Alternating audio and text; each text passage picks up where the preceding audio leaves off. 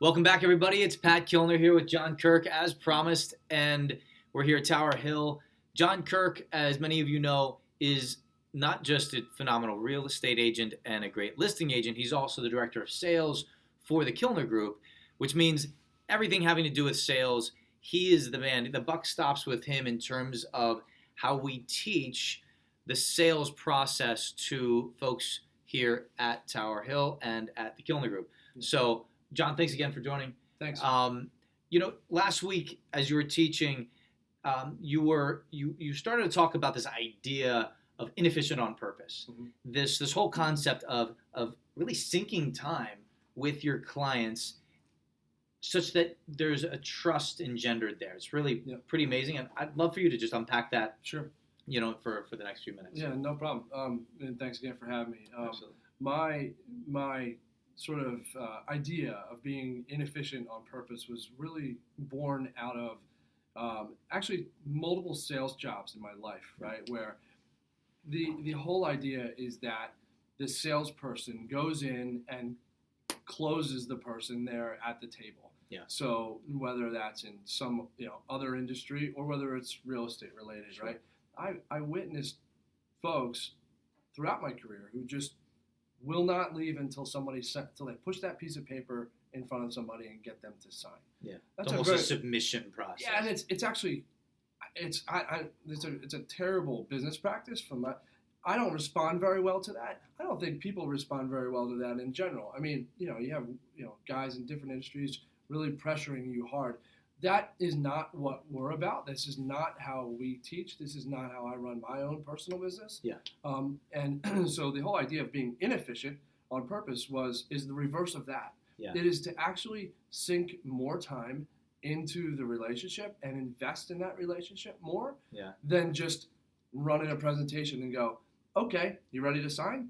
Yeah. Okay, no, you have an objection? No, this is not what this is. So. Yeah. It's a really interesting thing because we see it with our own kids, right? Mm-hmm.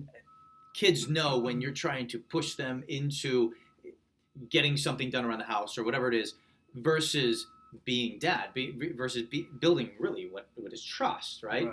And I feel like people from very early on, in their life, recognize authentic investment into them. That's right. Yeah, and I think that's a great point. And I was just thinking as you were saying that if you think about the best relationships that you have in your life, right?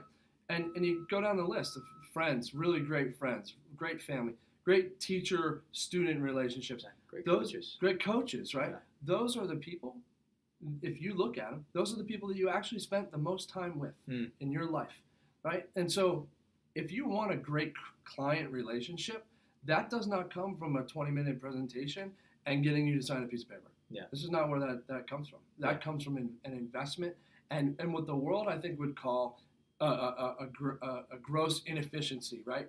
I'm inefficient because I didn't spend 29 minutes and 59 seconds in there, right? I'm inefficient because I spent way more time. Yeah. Inefficiency is really the way to success when you're talking about sales. Well, and these client relationships depend on that because it's all about trust, right? But when it comes time to negotiate a home inspection or comes time to deal with issues at the settlement table, sure, they need to trust you. That's right. And so starting this out, that's why I really love this idea, starting the relationship out, engendering trust, really investing into the person or the family who you're at the dining room table with. Yeah. Right? That's where all the big decisions are made. That's right.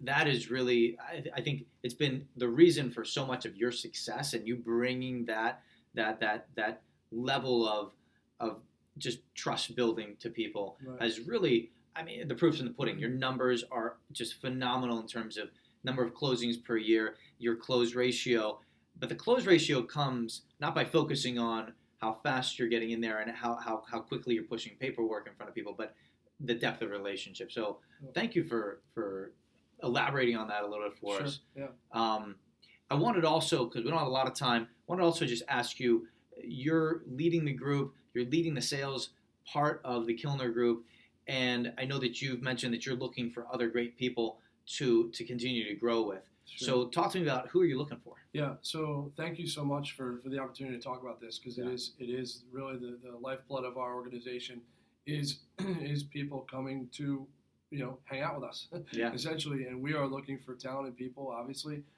this is kind of the first and foremost thing, but folks who are very hungry to grow.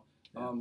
And as long as I've been working, people that I've worked around have had, and even myself, sometimes you're just sort of limited on what you can actually do. And it's the person we're looking for is actually the person who's going, you know what, I'm actually not satisfied and I can do better. And maybe not do better than a certain company, right? I came out of a really great company, right? Mm-hmm. And I want to make sure to highlight that. But I needed more, right? I needed more from Bigger opportunity. Bigger opportunity, and this was the vehicle for me to do that. And so we're looking for people who have that mentality to go, okay, I hit a ceiling. How do I break through, right? And we are that place, and I'm living proof of what this opportunity can actually bring for you. Awesome. So So new people to the industry as well as people who've been in the industry for a while. Absolutely, and you can look at it and go, hey, there are people that are in a different industry today that have been thinking about getting into real estate that go, okay, this is the opportunity for them, right? Yeah. There are also folks who've been in this business for a really long time, have done 10 deals, 12 deals, 15 deals a year, and that's just sort of they've leveled off and capped. Yeah. And so what we're looking for is those individuals who have done 5, 10, 15 deals in a year consistently, and then they go, how do I do more, Mm-hmm. right? We actually know how to do more. Yeah. And that's what are the processes? What are the systems around me? the models, right? Who are the mentors around me to take me to the next level? That's right, and that's what we want to be for agents as they come aboard. Phenomenal. So, John, thank you for joining us. sure, thank you. Always a pleasure. All right, thanks, Pat. Good to see you. Thanks.